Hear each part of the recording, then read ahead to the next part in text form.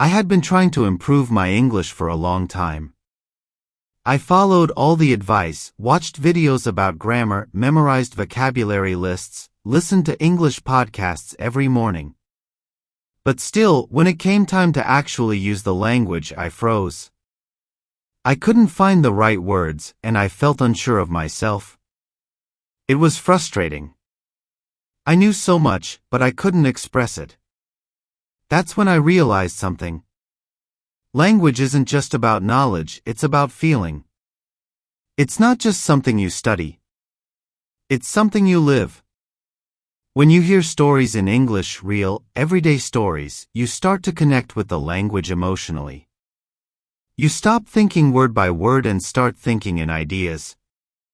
You start to live in the rhythm of English, not just the rules. That's why we use stories to teach here. Because they don't just teach you words, they help you feel the language. And when you feel it, you remember it. It was a cold morning in London. The streets were gray and quiet. People rushed by with tired eyes, scarves wrapped tight. I stepped into a warm little cafe, just looking for a quiet moment before my meeting. The air smelled like fresh coffee and toasted bread. I ordered a cappuccino, paid with a smile, and sat by the window. I took out my phone, set it on the table, and just sat there, watching the world move outside. 10 minutes passed. I stood up, put on my coat, grabbed my bag, and walked out the door. The sky was heavy with clouds. I headed toward the train station, ready for the day. But when I reached into my coat pocket for my phone, my heart sank. It wasn't there. I stopped walking. I checked again. Nothing. I turned around and started walking fast, then running.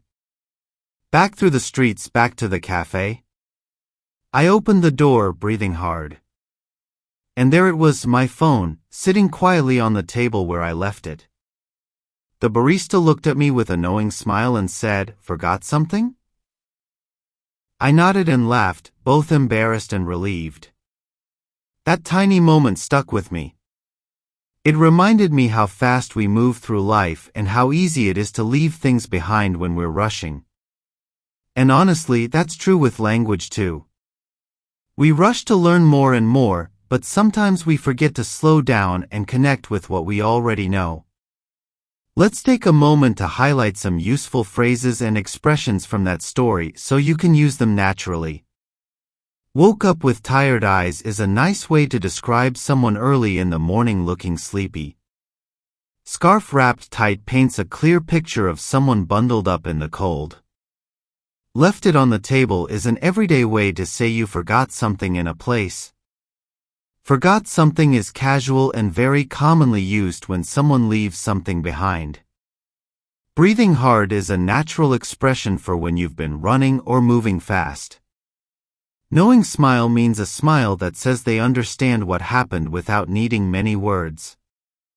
When you learn expressions like these in real situations, they stay with you much longer. That's the power of stories.